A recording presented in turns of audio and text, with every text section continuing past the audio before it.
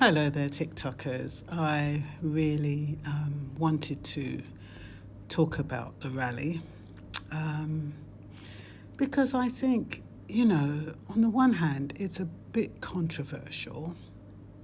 It does touch on politics, and these are the things and it touches on religion, and these are the things that we really are warned not to talk about.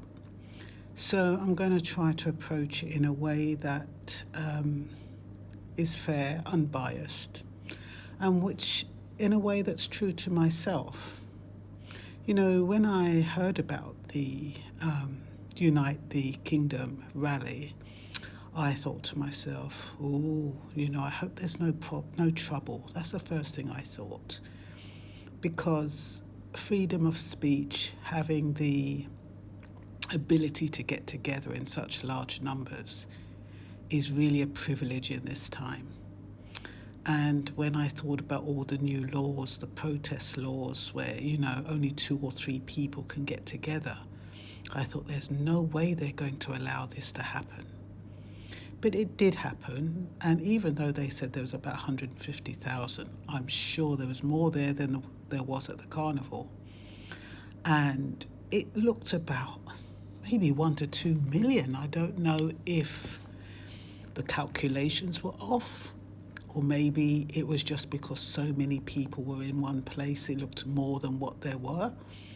But there was a hell of a lot of people, and it was mixed nationalities, and by and large, it went quite well. I guess it went quite well from what we saw, but then I saw some TikTok videos with them bullying people on the underground. And I think that must have been the scariest part. Also, a very scary part was where they were jumping on police cars, tearing off the side mirrors, pulling at the windscreen wipers, getting on top of police cars, kicking police cars.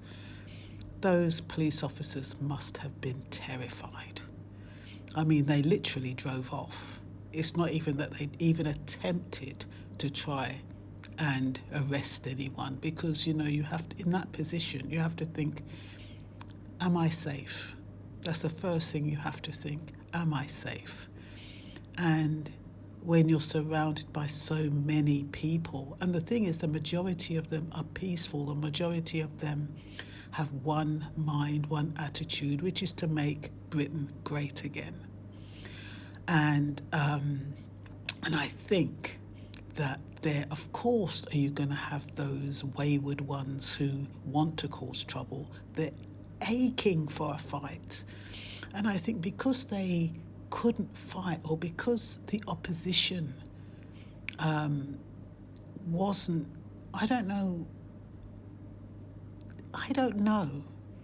because when they were, I don't know, to be honest, I don't know why there wasn't more trouble, because when you saw the videos of them under the underground, it's like they were going for some Muslims. They were calling them all kinds of names.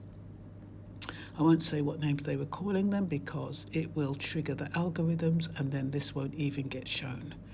But they were calling them all kinds of names, and so much aggression and hatred. So it's obvious that the majority of the people that attended that rally were peaceful and just want one thing.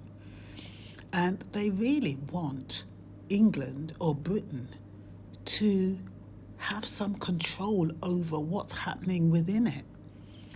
But I think if the leaders of Great Britain, or those in government, would be honest with the people, they would have a little bit more understanding. I think if the leaders were to say, look, I know we have got asylum seekers coming in left, right and centre, and we haven't been able to stop them, but we have an obligation. We signed a convention in 1950-something, whichever year it was, which obliges us to accept asylum seekers who are fleeing persecution. We have to, because we signed up. And we don't know how to get out of this convention. We don't know how to get, it's like a contract. I don't know if it's a lifetime contract, but we don't know how to get out of it. So we're in a bind. Be honest with the people instead of blaming and making it look like the asylum seekers are the bad guys. Yes, we have those who are coming in underhanded, those who aren't legitimate asylum seekers, but they're in the minority, and the Home Office admits they're in the minority. But the way that the news publicises things, it makes it worse than what it is. It agitates people. And when you get it on frontline news, every day is poking the bear. And it's almost like it's deliberate. It's almost like anytime there's an immigrant crime, they have to put it on the front news to make it look as though they're the only people committing the crime. And yet 90% of those in jail are white. The majority of people who are committing crimes are white British.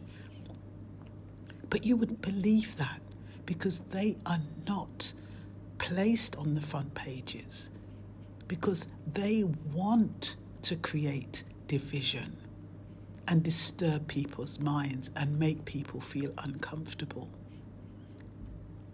On Saturday, that could have turned out really, really bad. But Tommy Robinson, he conducted himself pretty well.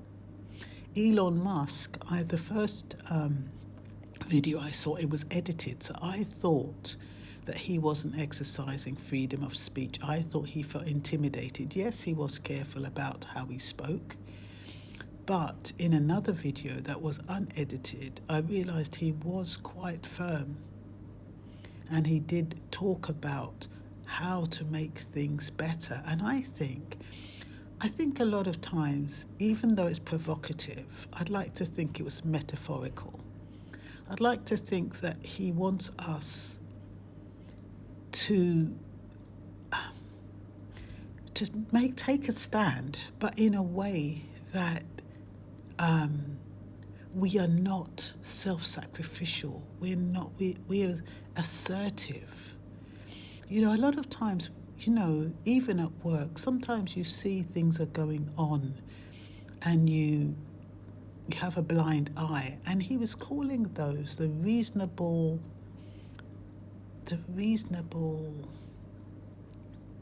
Anyways, those people who get on with life and are not really interested in anything, as long as it doesn't bother them.